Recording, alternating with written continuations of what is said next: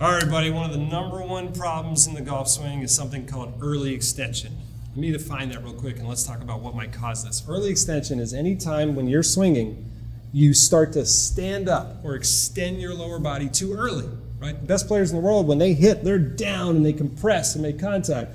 If you're standing up, moving towards the ball, not a lot of good stuff's gonna happen, right? You really got two choices. You're either, because your lower body's standing up, it invades the space for your arms, and now the club either is going to push the ball out to the right, or you're sick and tired of pushing it. All of a sudden you flip it around and now you hook it.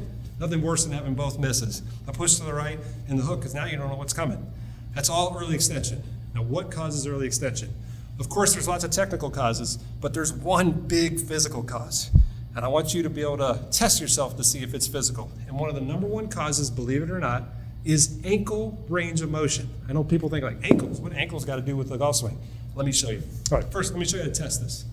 Now what I'm going to show you tests more than ankle, but if this is restricted, we're going to assume there's a potential problem in your ankle. Take your feet, put your feet together. Okay, and I'll show you both ankles, feet together, hands out. I'll go from this angle. With your feet together, hands out, you should be able to squat down, keeping your heels on the ground. You should be able to squat all the way down until you get your butt below your knees. If you can get your butt below your knees, that's great. Now take your hands, make a fist, and put your hands down somewhere inside your footprint.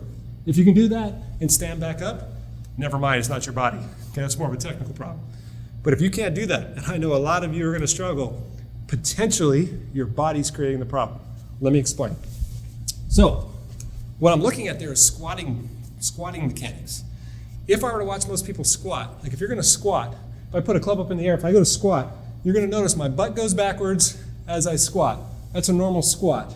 People who have bad squatting patterns, they basically, their knees go forward and their butt goes forward. That's bad squatting pattern. Good squatting pattern, bad squatting pattern. The reason we check your squat is because if your squat's off, guess what? In your golf swing, the same thing. I want a good squatting pattern. I want you to move backwards and create space. If instead you move forward and do this way in your golf swing, it could be because of that bad squatting pattern. We have a huge correlation between players who can't squat and early extend. So if you're one of those players, you got both misses, you got the push, the hook, and now you just found out you can't squat, you have the most common body swing connection.